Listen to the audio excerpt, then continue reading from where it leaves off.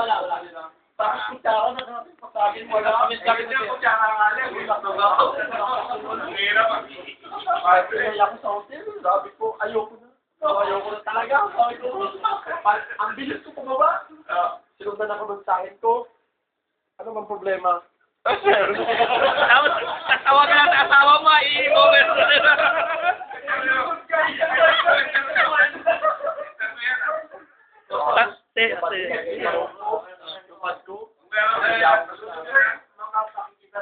Ilalagay ko sa title.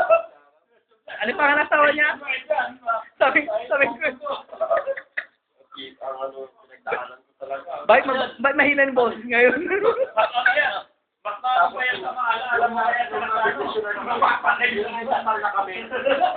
Parang wala na pakailan kahit magkamay na yung mga bisita namin. Nung nabindisyon na ng simbahan, tapos di ba wala talaga doon? Wala na, karang kalaga. Babae wala doon. Tapos parang ikaw lang yung mga maglarang mo na, konti lang. Konti lang.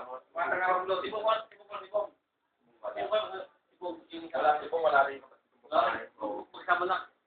May nagkakasulit. Ito pa yung mga patitas, no? Tatlo. Babae, pang hindi kanya ako. Dahil lang sa kutsara.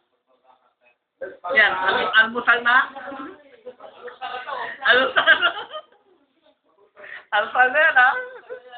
Walang ilaw sa amin na naman, eh. Tapos yung asawa ko, naisip ko, sabi ko, alam mo ba? Sabay pa ba? Ako sa mga picture taking group. Pwede ko lang sa picture taking wala. Oo, pwede pa naman ulitin ako. Wala ako. Tapos kung pangit na ako, salubog ko na rin sa among patay sa paparelan ka. Ako hindi pa naman ako.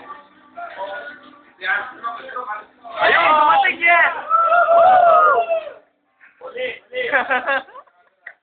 Patay ka, sige, magpagwapo ka pa lang. Sige lang, lupusin mo lang. Bukas na bukas, updated to. Bakit bukas ka ngayon na? Ngayon na ba? Ayan, Alingapin na. Hindi, bawal mo yung pasok sa bahay.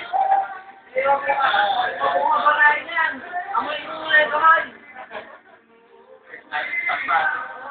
Bakit nakabaon na yan? Bakit ka may pagbaon?